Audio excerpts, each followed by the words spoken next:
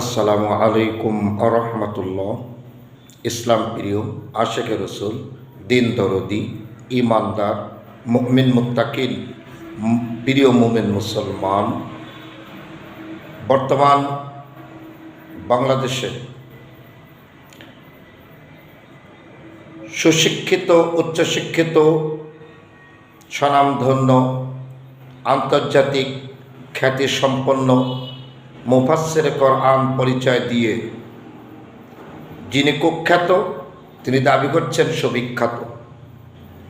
যিনি আন্তর্জাতিক খ্যাতিসম্পন্ন, তিনি দাবি করছে আন্তর্জাতিক খ্যাতিসম্পন্ন। আলেম নামের কিছু জালেম তৈরি হয়েছে।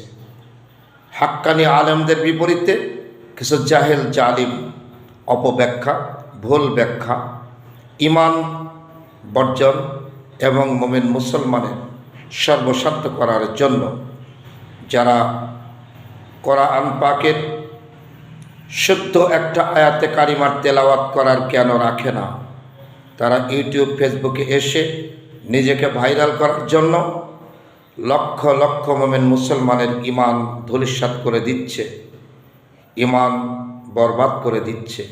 তাই সাবধান।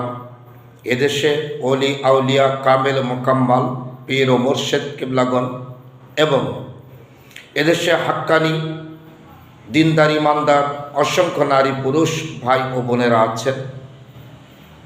এর মাঝে বর্তমান কিছু সংখ্যক জাহিল জালিম মূর্খ অজ্ঞ, এরা দ্বীন ইসলামের ধারক বাহক পরিচয় দিয়ে বিভিন্ন অনৈতিক কটূক্তিমূলক, রসুল বিরোধী, সুন্নাহ বিরোধী, দলিল বিরোধী, কোরআন হাদিস ফিকহ ইজমা কিয়াস বিরোধী বক্তব্য দিয়ে নিজেকে ভাইরাল করে।